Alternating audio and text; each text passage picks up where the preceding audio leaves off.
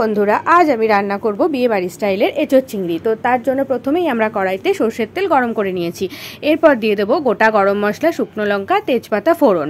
তারপরে দিয়ে দেবো অল্প একটু পেঁয়াজ কুচি। পেঁয়াজটা লালচে হয়ে ভাজা হয়ে গেলে তার মধ্যে দিয়ে দেবো আগে থেকে পেস্ট করে রাখা পেঁয়াজ, আদা, রসুন, কাঁচা লঙ্কা, টমেটো, কাঁচা হলুদের যে পেস্ট দিয়ে মশলাটাকে ভালো করে কষাবো। মশলাটা কষে এলে তার মধ্যে দিয়ে দেবো নুন, চিনি, কাশ্মীরি লঙ্কা গুঁড়ো, শুকনো লঙ্কার গুঁড়ো, ধনে গুঁড়ো, জিরে গুঁড়ো, প্রয়োজনে মিক্সি দেওয়া জলটা দিয়ে আবারও ভালো করে মশলাটা কষাবো যাতে কাঁচা গন্ধটা চলে যায় আর মশলাটা থেকে তেল ছেড়ে আসে।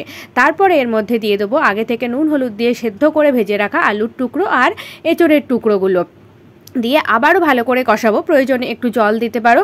ভালো করে কষানো হয়ে গেলে যখন দেখবে তেল ছেড়ে আসছে তখন আমরা তার মধ্যে কিছুটা জল দিয়ে ঢাকা দিয়ে ফুটতে দিয়ে দেবো। ফুটে উঠলে 5-7 মিনিট পর আমরা ওর মধ্যে দিয়ে দেবো আগে থেকে নুন হলুদ দিয়ে ভেজে রাখা চিংড়ি মাছ, চেরা কাঁচা লঙ্কা, গরম মশলা গুঁড়ো আর ঘি। ব্যাস, তারপরে ঢাকা দিয়ে 2-3 মিনিট রেখে দিলেই রেডি আমাদের বিয়েবাড়ি স্টাইলের এঁচোড় চিংড়ি। আমি এই রান্নায় কাঁচা হলুদ ব্যবহার করেছি, রঙটা ভালো আসবে বলে। আর কাঁচা হলুদের তো অনেক গুণ তোমরা জানোই। আর ঘিটা আমি দিইনি, আমরা খাই না বলে। তোমরা ঘিটা দিও, রান্নার টেস্ট আরও অনেক বেশি হবে। তো তোমরা এভাবে একবার রান্না করে ফেলো আর আমাকে কমেন্টে জানিও কেমন হয়েছিল তোমাদের এঁচোড় চিংড়ি।